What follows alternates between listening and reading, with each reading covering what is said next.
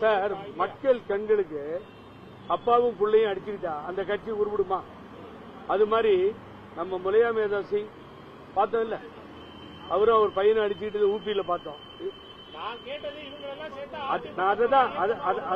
அததான் சொல்றேன், பிரிவினையை மக்கள் பார்த்துக் கொண்டிருக்கிறார்கள். இது 4-5 உடஞ்சி நிக்குது. அவரு ஓபிஎஸ் தனியா இருக்காரு, சசிகலா தனியா இருக்காங்க, இன்னொருத்தர் பேர சொன்னீங்களா அவர் தனியா இருக்காரு. கேட்டு அது எப்படி சார் நீங்க சொல்லுவீங்க இல்லன்னு சொல்லி? இவருக்கு எங்க ஓட்டு இருக்கு? எந்த எலெக்ஷன்ல ஜெயிச்சாரு இவரு? ஒரு எலெக்ஷன்ல ஜெயிக்க முடியுமா? பழனிசாமிக்காக 100 ஓட்டு விடுமா? நான் கேட்கிறேன், 100 ஓட்டு 1000 ஓட்டுக்கெல்லாம் போல. பழனிசாமி தனியா முகத்தை காமிச்சு 100 ஓட்டு வாங்க முடியுமா நீங்க? ஐயோ, பொது அவர் ஆண்டிப்பட்டி தலைவர் சரித்திரம் படைத்த இடம். சார் சார் சார் தப்பு தப்பு தப்பு. அது இரட்டை இலைக்காக வாங்கின ஓட்டு. பழனிசாமி தனியா நின்னா 100 ஓட்டு வருமான்னு நான் கேட்கிறேன். 100 ஓட்டு 101 ஓட்டுக்கு போல. நான் எடப்பாடியிலே போய் நிக்கட்டும் தனியா.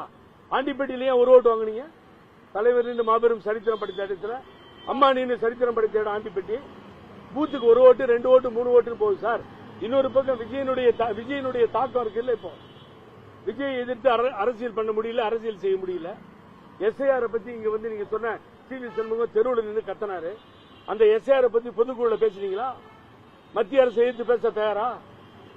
விஜய் எதிர்த்து கேள்வி கேட்க தயாரா?